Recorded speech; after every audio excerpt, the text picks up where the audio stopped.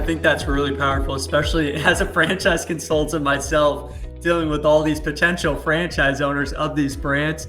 I think helping them understand the why of everything is like so critical, because a lot of people, they see the royalties and they see a marketing fund, then maybe there's a technology fund, and they're like, people are taking things away from me. As you're saying with compliance, it scares people away.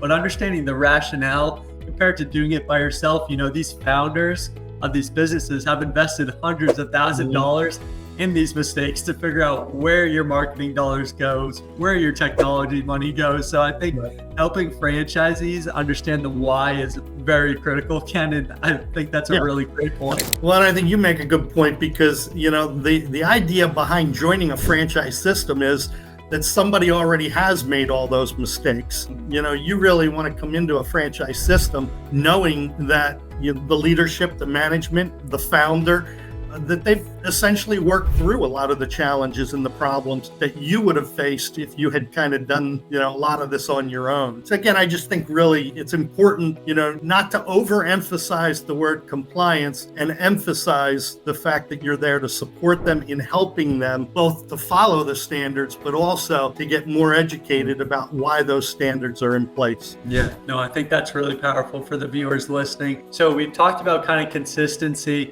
kind of those early stages of the brands, but there's a very different point between those brands that get those first 5-10 franchise owners, whereas some that reach that 100 unit mark. And it's a lot of this communication, having these weekly calls, these franchise business coaches. But in your experience working with some major, especially restaurant industries that have surpassed that unit mark plus 10x, what would you say to brands? What are like those major differentiators between those that reach that 100 unit mark and those that are always just kind of like at that 5-10 unit mark and then never are able to kind of continue to grow? Yeah, obviously you have to have a strong concept. That kind of goes without saying.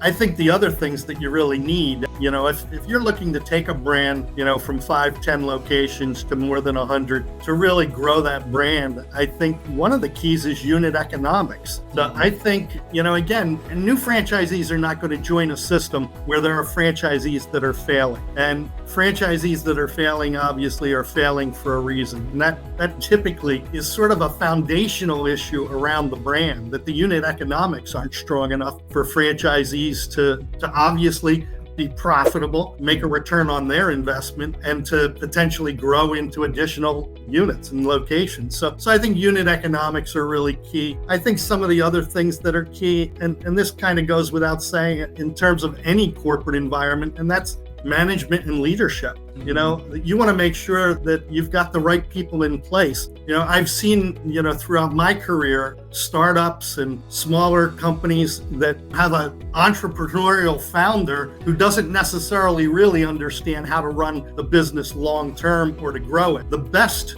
people in that environment are the ones who are smart enough to say, I need to bring in some strong leadership and some strong management. And so I think that's the other part. All the other things that kind of go along with building a brand into a really big going, franchise brand certainly revolve around, the marketing and the brand elements, making sure that from a franchise selection standpoint that you're choosing the right franchisees also, the right people to join your brand. But again, I think it really comes back to starting with the unit economics, management and leadership, and then, choosing the right franchisees. Yeah, no, I think those are some really powerful points. And as we are starting to wrap down today's video, I think one kind of like final question for you, Ken. Obviously, you're bringing in, if you are trying to get to 100 units, you're bringing in franchise owners from all different backgrounds of life, some corporate America, some white collar, blue collar, some are, maybe like in their 20s, maybe their next generation's buying the next generation of business, loved ones getting a business involved. Like there's so many different franchise owners from all different aspects of life. How do you, when we talk about compliance and operations, how do we get people from different aspects of life to all follow one playbook, if you will?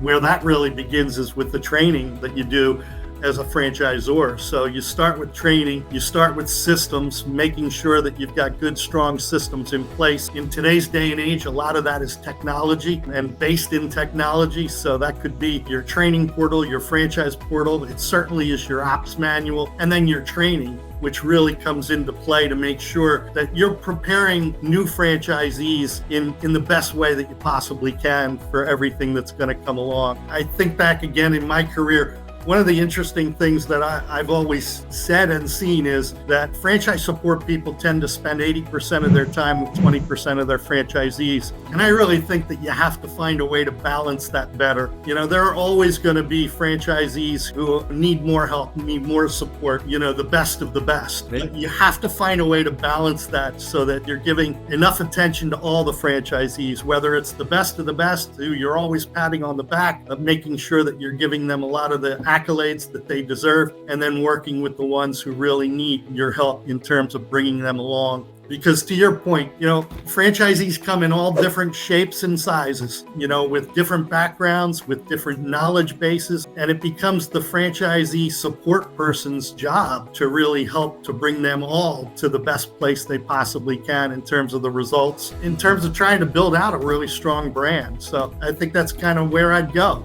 No, that's awesome, Ken. Well, I appreciate everyone that tuned into today's video. Ken, do you have any final words, regards in terms of today's topic or anything to leave the viewers on? I think I would just leave the viewers with the thought that, again, you know, I'll go back to where I started, which is it's about the relationship, and it's about building good, strong relationships that are based in trust. They trust you and they follow you. You're going to be able to really help develop them into the finest group of franchisees that any brand would really want. No, that's awesome. And I really enjoyed your point about business owners just accepting they don't know what they don't know. You have this very successful business, you get into franchising. Franchising is a whole business in of its own, and with SMB, it's all about the relationship. We literally have open arms to help any business owner ask their questions, figure out what is that proper strategy of growth. So everyone, subscribe, like, share, comment, help out the algorithm. Check out our website if you're looking for more information. But we appreciate you guys tuning in. Thank you so much. Thanks, Josh.